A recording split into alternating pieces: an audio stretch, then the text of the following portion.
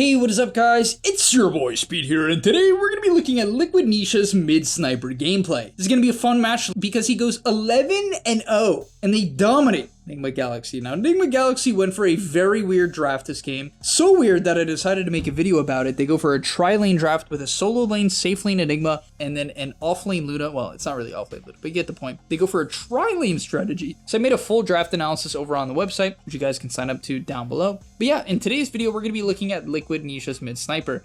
This is definitely a great sniper game. The enemy team, honestly, the only thing you have to really be worried about once you get like your Hurricane Pike up is Huskar Axe, if he ever gets to it. It's a really long cast range and can definitely be a bit of a problem for sniper. However, outside of that, I mean, this is like a great sniper game. You're very good against Luna. I personally think you're very good against Enigma. It's very hard to black hole sniper. Like, they also have overgrowth for it, so it's like the catch is just not there, right? This is a support alchemist where he can buy blink, but are you really channeling a concoction and catching Nisha off guard?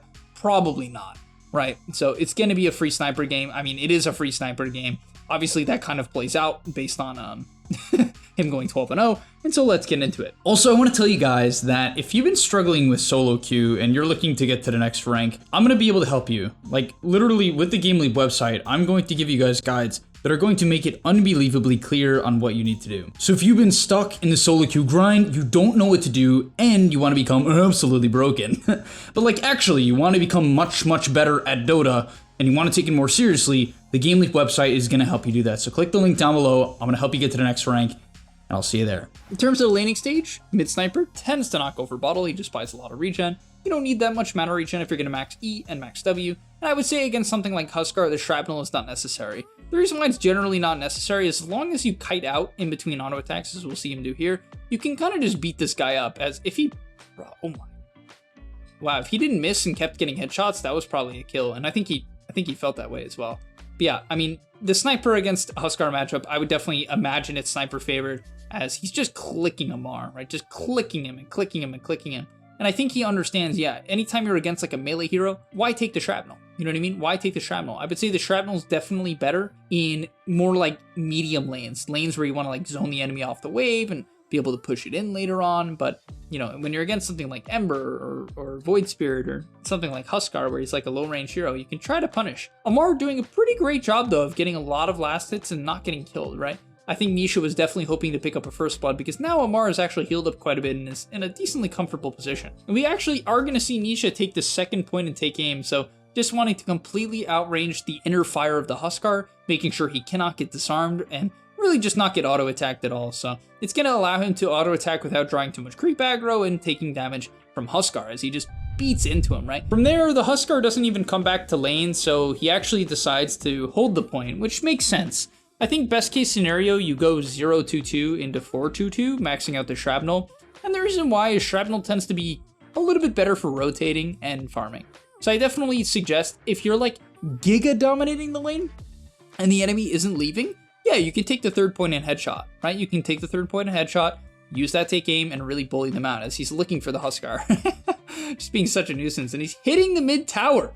With the increased night vision of sniper and 2 points in take aim, you actually have enough range to hit the tower from out of range, which I did not know. Oh, okay. So all you need is 2 points. With 2 points, you can hit the tower, and he actually does skill the headshot. With 3 points in headshot, he's probably going to double down on the build, right? Most likely. He's actually just playing to take mid tower. That's what it seems like, at least. Treads, double Wraithband. It's really a full fighting build, and he's just clicking mid tower. Oh my. I remember, this is a quick story, guys. I remember when I was about 3-4k MMR. Maybe I was even a bit lower than that. Maybe like 2.6, 2.7.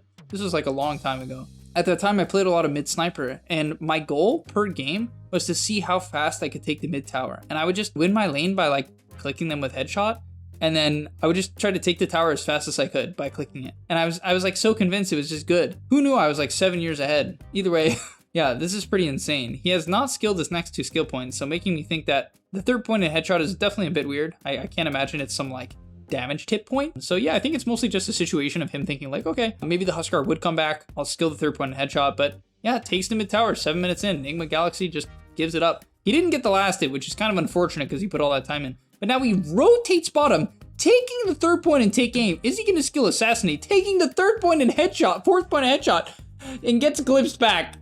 Oh, as he almost kills MR. This is really funny. Triple Wraithband. So we're seeing a completely aggressive sniper as he dewards the... How does he even know this is here? Who is telling him these wards are here? Someone must be clicking on Amar's inventory to tell him these wards are here. Sure, when did Amar show with this ward? How does he possibly know there's a ward here? What gave it away? I actually don't understand what gave it away.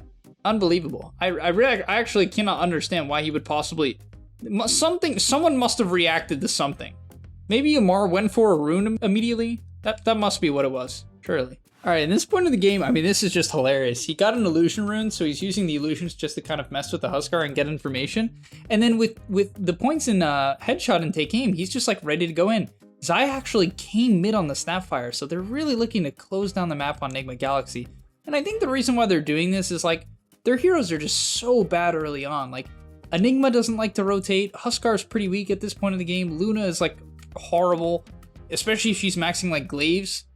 Okay, at least Luna has maxed out beam if she decides to fight, which is like so bad for farming. I mean, this strategy from Enigma Galaxy is kind of insane. You basically have like an offlane Luna with this build, right? Because Luna does not jungle fast with 3 points of beam. So you essentially have like an offlane Luna. I mean, that's really what it is, which it did its job. It won its lane. So like, I guess you have that going, but like, what does this hero do with maxed out beam? Like, what do? You just sit in the lane. You're not that threatening. I mean, maybe when you have Eclipse, you're like, okay, as he's like rotating on some snap. I mean, this is like, oh God.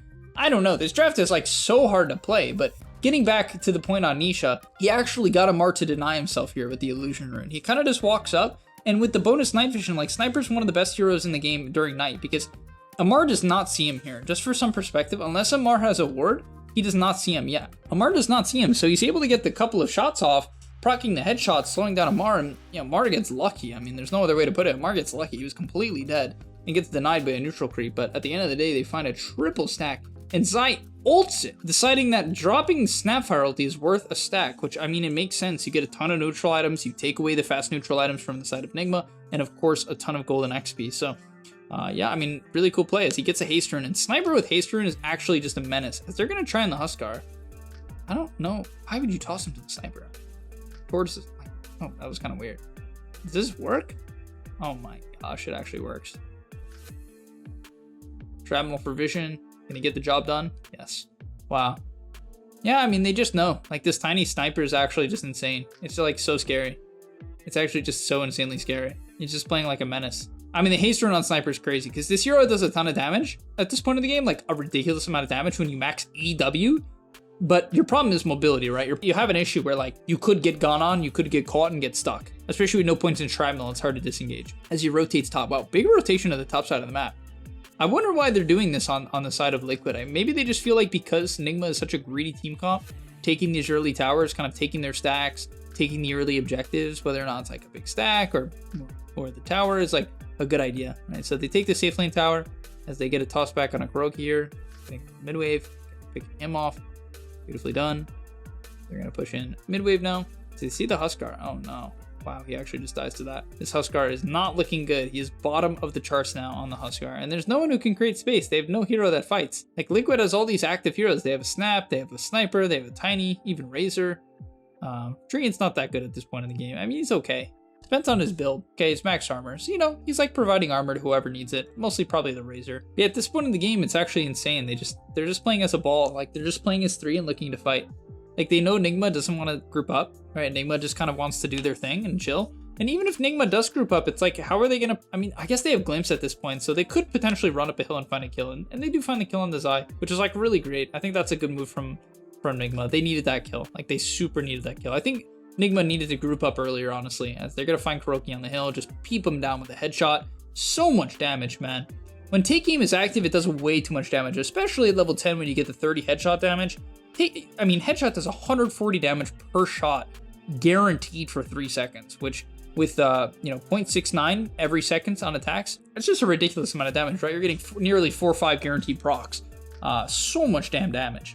All right, from there, they're going to go for a smoke. He nearly has Hurricane Pike, picking up the 4-staff, rushing Pike, which, especially when they have limited control, being able to get this Pike, kind of exploiting the fact that they already have a hard time getting on top of you, it basically guarantees that you can walk in and shoot people. You know what I mean? Because the only way he can die is if he just doesn't have a way out. So the 4-staff almost guaranteeing that they can't kill him. I mean, with the backup of Zai and the backup of Boxy, it's like so unlikely that he dies. Picking up yeah, you can see he queues up the BKB, just kind of determining that his purpose is to just be unkillable and just be annoying with headshots, and it makes a lot of sense. Skipping, by the way, the assassinate, it kind of makes sense. The spell's just not that good. Like, compared to maxing out your other abilities, it's just not that good. And he will back up in jungle, so chilling a bit as they nearly find the Enigma on the bottom side of the map. Nisha farming up the mid lane, just wanted to play mid. Finds the regen rune, gonna shrapnel out the mid wave, clear that up. Has to be a little bit afraid of maybe a smoke gank here, as he's gonna run towards his team. Yeah, definitely maybe a tad afraid of a smoke gank. Pikes up the hill once he kind of realizes that, okay, Huskar and Luna are showing him, I'm definitely completely safe. There's no way Alk and Disruptor are going to kill me, so he's just gonna take away their jungle, take away their ancients. And I think this is really, like, the way he's playing this game is largely because of the fact that the enemy just doesn't have heroes to fight, right? They just don't. They clearly know our heroes are stronger. Like, they're setting up on a mid wave, right? I mean, this is so deep, but they just kind of have a read on the game of, like, Nigma isn't going to respond. They've determined that they're just going to let whoever gets gone on die. And when you know that, when you kind of understand that this is the case, it's a situation where you just run at the first person you see, and you kind of, even if you're technically out of position or you're going really deep, it's just whatever, it's fine. And from there, they're going to come to the top side of the map, and I couldn't exactly tell you why. I don't really feel like it's specific timing. I think it must have just been the map setup of the side of Enigma. I think Enigma just kind of swung their heroes to bottom. They sort of left top, and so they just take this as an opportunity to take the tier 2 tower, which I can say as a team, Liquid puts a very, I mean, I've seen all the good teams put a heavy emphasis on taking this tier 2 tower nearly as soon as they can. Like, if they're given the opportunity, they take it. And that's exactly what happens here. They're given the opportunity to take the tier 2, and yeah, that's exactly what they do. He's going to farm up all the nearby camps, working towards his BKB. And this right here is why Huskar is so bad against Sniper. Now, to be fair, Huskar is surrounded by 4 heroes here, but at the end of the day, Huskar usually, if someone goes on him, he can kind of turn, right? He can counter-initiate, go on them, and try to get the job done. But with Sniper, you're always out of range of life break as long as you are, like, not moving into him in between attacks. And so yeah, you just destroy him as Nisha draws the bottom side of the map, just wanting to go in, piking forward. I mean, he's so confident that Enigma isn't looking for plays, and I don't blame him as he finds the Grove Bow, actually taking it over Brigand's Blade here. A little bit surprising because Brigand's Blade is just so much damn damage, but to be fair, I mean, attack range is attack range on Sniper. Being able to position well, once again, the reason why they pick Sniper is the enemy didn't pick good jump. Right, they don't have a jump hero. Glimpse is not good against heroes that stand still and click, right? That's not what Glimpse is good against. It's not good against Sniper. It's not good against Drow on average. I mean, obviously, if they're running away, it's good, but assuming they're standing their ground, which is what they tend to do, it's not very good. So we're going to see a big fight here. Shrapnel onto multiple heroes. He's going to have to kind of take the outside of the fight. Doesn't really want to dive the tier 2 and get stuck and get glimpsed. Probably just an overextension from the side of Liquid, so he'll back up. All right, at this point of the game with the BKB completed, they're kind of just looking for any opportunity to take every tower, and that's exactly what they do. They clean up the last tier 2 of the game, just slowly inching out their lead, not taking major risks, and they couldn't even take Aegis because Amar actually snatched it on the Huskar, so they're looking to take the top outpost and maybe potentially make a play. He does have BKB here, but you certainly don't want to get surrounded by the majority of the enemy team, and this actually potentially looks bad, right? The Razor's top, Tiny's not in position, so he's kind of got to tuck it. I would imagine maybe he even hides here, as they do bump into the Luna, and he's gonna man up. This is a bit risky. I guess he knows with the BKB, he probably won't die. Wait, what? Does Smail not have BKB? Oh, he doesn't, and Pyke is on cooldown, so he goes into the Luna. Unfortunately for Luna, she gets Glimmer caped out as GH gets stuck, and oh my, look at this Grove Bow attack range. Oh, yeah, I mean, this game is just done. Really, the main thing, he skilled Assassinate over stats. Interesting. A lot of people just don't skill it at all. He did skill it. It's pretty good with the Grove Bow, I guess. A little bit of synergy there. Nah, not really. Not really. But yeah, I mean, the main thing I wanted to show you guys in this game is just like, even something like mid Sniper can be played aggressive. Like, what's so cool about Nisha as a player, and what's so cool about his understanding of Dota, that's something I'm trying to learn and be able to implement based on my matchups, is the understanding of like, okay, the enemy heroes just don't do anything to my hero, right? They're just, I mean, obviously you could mess up, get glimpsed, you could mess up, get black hole, but as long as you're playing around your vision, right, which he was playing around the night vision, he took the mid tower, right, he wasn't just like running up hills, wasn't just running into the enemy team, he was playing his area, still was farming. 202 CS a minute 24 is no joke with seemingly how active he was. Right, he's definitely farming in between, but when he gets information on, hey, the enemy team is split up, that he's willing to run into areas with the Tiny, letting the Tiny lead for the most part, and just go to ham. I mean, that haste rune play was insane as well, right? Just understanding how good haste rune is on Sniper. It's so broken on Sniper in the early game because this hero just does way too much damage. As we'll watch one more fight. This game is obviously going to come to a pretty abrupt end. He does end up getting 12 kills, so he still has 7 more to go. But yeah, let's get into it. But alright, the last thing I want to show you guys is a high ground siege here, and then we'll end the video there. Really what Liquid's great about is kind of just abusing the Tiny and playing patient, as the Alk runs in and throws a concoction, which is pretty impractical and definitely does nothing. We see a big counter initiation from Zai, and that takes out the Huskar. They go for a black hole, but at this point, I mean, the gameplay is simple. He only pikes forward to try to finish off a Luna, and even that was honestly a bad idea, because it gives him an opportunity to get glimpsed, and actually, which doesn't really end up doing anything there, as they try to glimpse him. Yeah, it doesn't really end up doing anything there, but yeah, at this point, he only pops his BKB when he gets disarmed by the Huskar, having a lot of discipline, a lot of patience, just understanding what the enemy heroes do. They don't have a Blink Hex, they don't have a real Blink Stun. Honestly, I don't even know if the Alk has a Blink at this point. He doesn't, he's a phased drums. So like, what is this Alk gonna do? You know what I mean? What does this Alk do? The answer is not much. And so he just doesn't have to be afraid of the Alk. There's no Blink Stun. And so he pops his BKB only truly to make sure the Huskar cannot go on him, and he can get rid of the disarm and finish off the Huskar. From there, he does have Aegis, so he can get pretty aggressive. Huskar goes in pretty deep. He gets halberded, but it simply does not matter. This game is completely over. As what did Smell even end up buying this game? Okay, he tried to go carry build, and to his credit, he is 3-0 with a ton of farm, but this game is just impossible for MMR. I don't really know why they picked Huskar, really. I really kind of don't. I mean, I guess they thought that they could hit some Giga timing, but it just looked not good. All right, thank you so much for watching. I'll see you guys in the next one, and I'm out. Peace. And that's all, but remember, before you leave, come on, before you tune out, subscribe to the gameleap website, where we are going to help you get to the next rank. If you're stuck, click the link down below, and I'm out. Peace.